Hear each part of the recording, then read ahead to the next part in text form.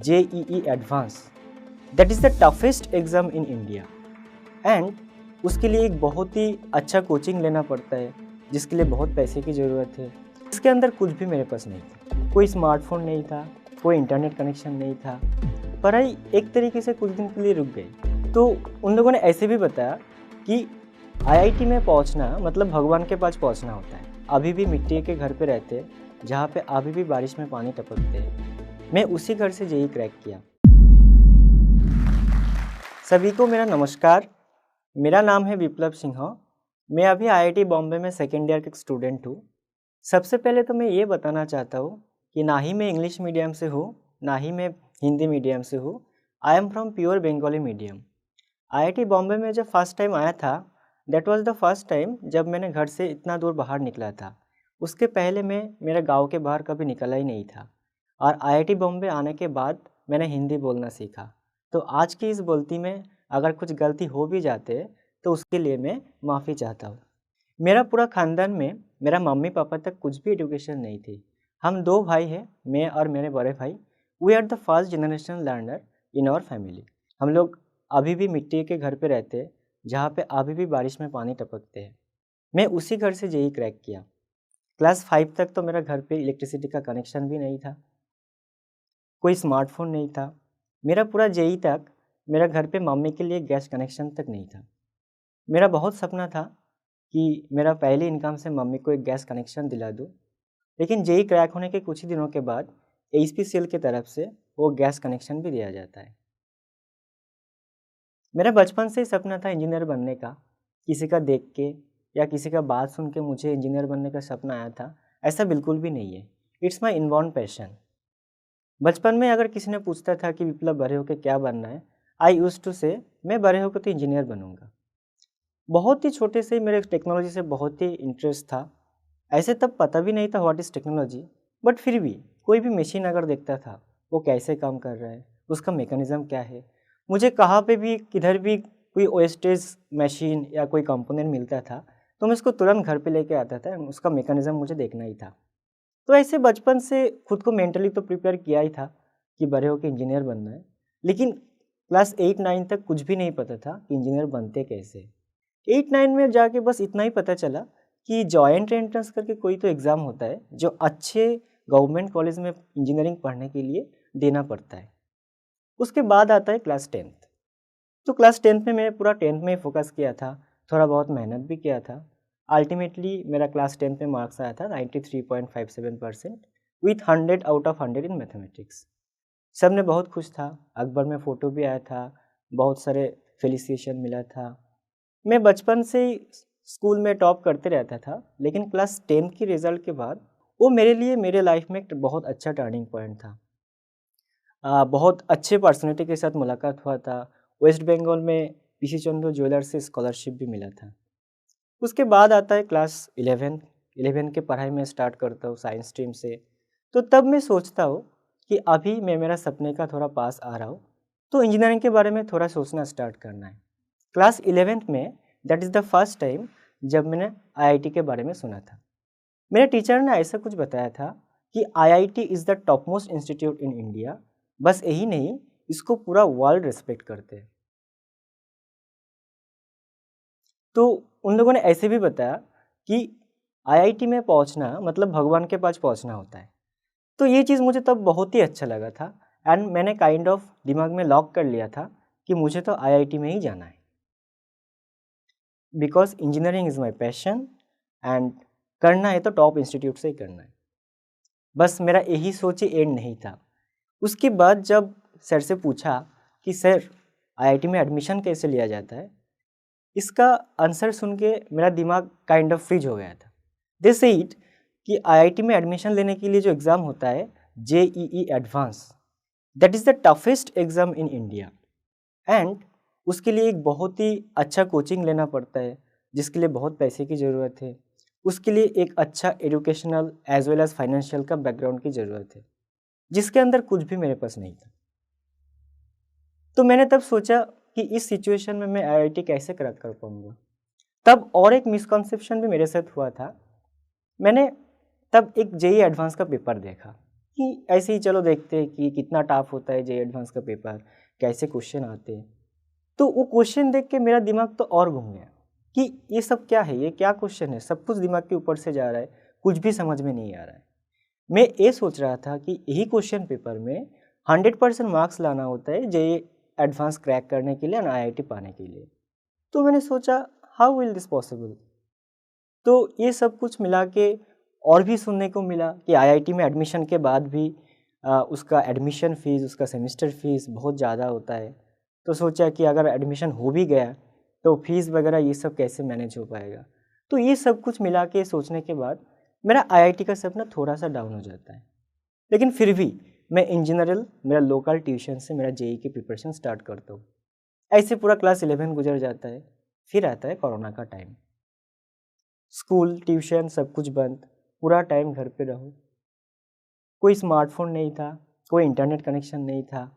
पढ़ाई एक तरीके से कुछ दिन के लिए रुक गई। तो मैंने मेरा जो टीचर थे उनको बताया कि सर ऐसा ऐसा कुछ सिचुएशन है। तो सर ने तब एक स्मार्टफोन का अरेंज कर दिया एंड मेरा क्लास 12 का पढ़ाई स्टार्ट हुआ। तो तब ऐसे ही घर पे था और इंटरनेट में सर्च करते रहता था कि IIT, what is IIT, IIT के बारे में, जेईई के बारे में। तो इंटरनेट में खुद से आईआईटी के बारे में सब कुछ देखने के बाद मुझे ऐसा फील हुआ कि JEE advance is tough, but उतना भी टफ नहीं है जितना पहले बताया गया था। And one more important thing, JEE advance में कभी भी किसी को भी 100% मार्क्स नहीं आते एंड कोई भी आईआईटी पाने के लिए 100% मार्क्स चाहिए भी नहीं। जेईई एडवांस के पेपर में 50 to 60% मार्क्स एक बहुत ही अच्छा डिसेंट स्कोर होता है कोई भी आईआईटी पाने के लिए। तो मैंने ये सब कुछ देखने के बाद फुल डिटर्मिनेशन के साथ मेरा प्रिपरेशन स्टार्ट करा ऑनलाइन पे। ऑनलाइन पे तब जो भी फ्री कंटेंट अवेलेबल था, जो भी यूट्यूब में फ्री वीडियो लेक्चर अवेलेबल था, वो मैंने देखना स्टार्ट किया। डिफरेंट कोचिंग इंस्टीट्यूट का जो भी मटेरियल्स कंटेंट था वो मैंने पढ़ना स्टार्ट किया। तो ऐसे ही तब यूट्यूब में ई सरल के वीडियो सजेशन में आने लगा, तो मैं वो वीडियो देखना स्टार्ट किया। ई सरल का पढ़ाने का जो स्टाइल वो मुझे बहुत ही बेस्ट लगा। तो मैंने डिसाइड किया कि ई सरल में एडमिशन लेने के लिए मेरा प्रिपरेशन फुल जोश से स्टार्ट हुआ। But I was late to start my preparation. मेरा 12 के साथ जो अपियरिंग ईयर का जेईई एग्ज़ाम था वो बहुत ही पास आ गया एंड फाइनली जैसे होना था, मैं जेईई मेंस क्रैक करके जेईई एडवांस में बैठा तो सही, लेकिन जेईई एडवांस क्रैक नहीं हो पाया एंड दस I was fail in my current year JEE. But मैंने उम्मीद नहीं छोड़ी। मेरा जेईई अपियरिंग ईयर की जेईई एडवांस की स्कोर देख के इतना तो पता चल ही गया था कि बस इस कुछ ही दिनों की प्रिपरेशन में अगर इतना परफॉर्मेंस आ सकता है तो अगर और एक साल में ईमानदारी से मेहनत करूं तो आईआईटी क्रैक तो हो ही जाएगा। एंड गवर्नमेंट अगर और एक मौका दे रहा है तो मैं तो ज़रूर ड्रॉप लूँगा। तो ऐसे ही मैं मेरा ड्रॉप ईयर का प्रिपरेशन स्टार्ट करता हूँ। मेरा ड्रॉप ईयर में तब कोरोना का सिचुएशन थोड़ा सा हल्का हुआ था एंड तब वेस्ट बंगाल में गवर्नमेंट ऑफ वेस्ट बंगाल की एक free JEE NEET training scheme है जो NCSM, नेशनल कंप्यूटर साक्षरता मिशन इंस्टीट्यूट कंडक्ट करते हैं।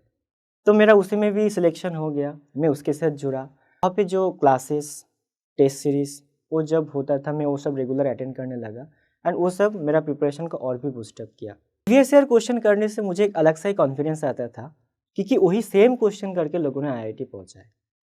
तो ऐसे ही मेरा ड्रॉप ईयर की प्रिपरेशन चलते रहा।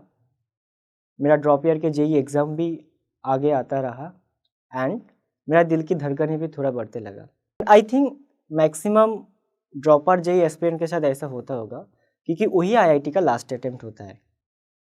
तो मैंने उस क्रिटिकल सिचुएशन में मेरा जो मेंटर थे उन लोगों ने मुझे बहुत हेल्प किया, मेंटली सपोर्ट किया एंड जब भी मुझे ऐसा लगता था कि टेंशन थोड़ा ज़्यादा हो रहा है, पढ़ाई थोड़ा कम हो रहा है, थोड़ा डिमोटिवेट फील हो रहा है, तो तब मैंने ऑनलाइन पे थोड़ा आईआईटी का कैंपस टूर देख लेता था कि कैसे होता है वहाँ का आईआईटी, कैसे होता है वहाँ का campus life. And specially IIT Bombay को तो मैं इतना बार देखा था कि उसके कैंपस के अंदर कहाँ पे क्या है मुझे ऑलमोस्ट याद हो गया था। तो इस सिचुएशन में मेरा मेंटर ने जब भी मैं बोलता था कि सर ये मेरा लास्ट अटेम्प्ट है, होगा कि नहीं होगा, अगर नहीं होगा तो क्या होगा, तो मेरा मेंटर ने हमेशा मुझे एक बात बताते थे जो मुझे अभी भी याद है कि ये क्यों सोच रहे हो कि आईआईटी में अगर नहीं होगा तो क्या होगा?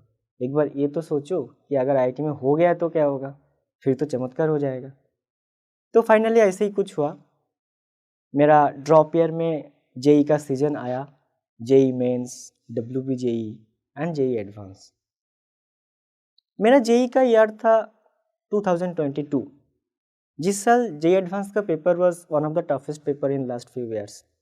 एंड जैसे सबको पता है, जेई एडवांस 2 पेपर में होता है, पेपर 1 एंड पेपर 2। तो मेरा पहली पेपर 1 बहुत ही बेकार गया था एंड आई वाज होपलेस कि ऐसा मेरे साथ क्या हो गया। 1-2 साल की मेहनत, इतना सपने आईआईटी जाने का, सब कुछ टूट गया। तो मैं सेंटर से बाहर निकला, किसी से कुछ भी बात नहीं किया, थोड़ा मेंटली प्रिपेयर होके फिर से गया पेपर 2 देने। पेपर 2 थोड़ा सा ठीक ठाक गया था, लेकिन फिर भी उतना कुछ उम्मीद नहीं था। बाद में घर पे आते आते पता चला कि our paper was one of the toughest paper. तो कॉम्पिटिटिव एग्जाम का ही एक खूबसूरती होता है, अगर पेपर टफ है तो सबके लिए टफ है, इजी है तो सबके लिए इजी है। फिर भी आईआईटी बॉम्बे का उम्मीद तो बिल्कुल भी नहीं था। फाइनली इंतज़ार की घड़ी होती है समाप्त एंड 1 हफ्ते बाद आता है जेई एडवांस का रिज़ल्ट। तो रिज़ल्ट के डे में मैं तो पूरा ही सरप्राइज था कि ये तो कुछ अलग ही हो गया, आईआईटी बॉम्बे फाइनली मिल जाएगा। तो तब जो एक इनर पीस, जो एक खुशी, जो चेहरा पे एक हल्का सा smile, that is really inexplicable in words. वो बस फील ही किया जा सकता है। एंड मैं अभी भी जेई देने के लिए तैयार हूँ, बस उस खुशी के लिए। घर पे एक अलग सा माहौल क्रिएट हुआ।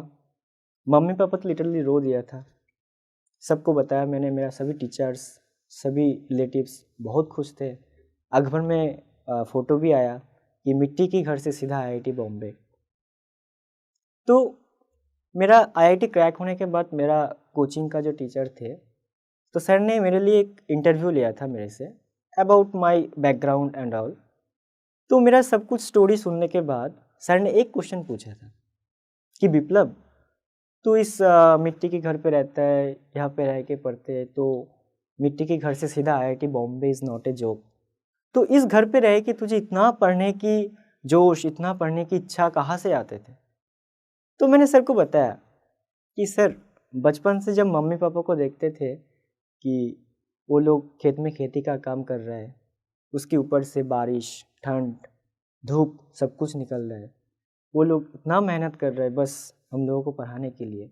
तो ये सब देख के पढ़ने का जोश अपने आप आ जाते थे। एंड हम जो बैकग्राउंड से बिलोंग करते हैं, जो सिचुएशन से बिलोंग करते हैं, यहाँ से निकलने का बस एक ही हथियार है, दैट इज़ एजुकेशन।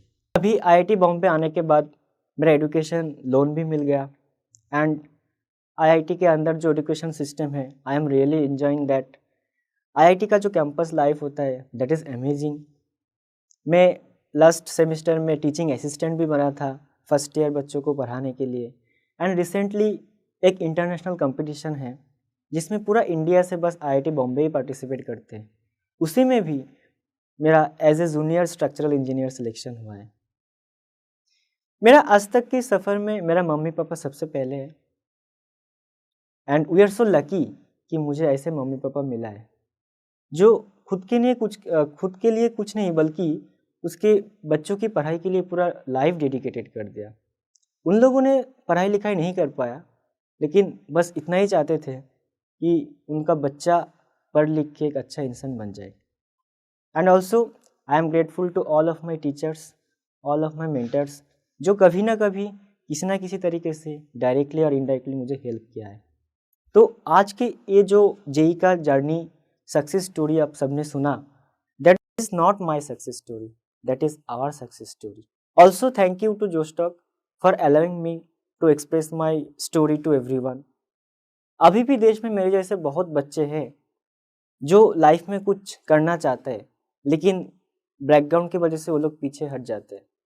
तो मेरा ये स्टोरी सुन के अगर किसी एक ने भी सही डिसीजन लिया एंड कुछ करके दिखाया, तो I will be more than happy. Thank you Josh Talks, thank you for inviting me.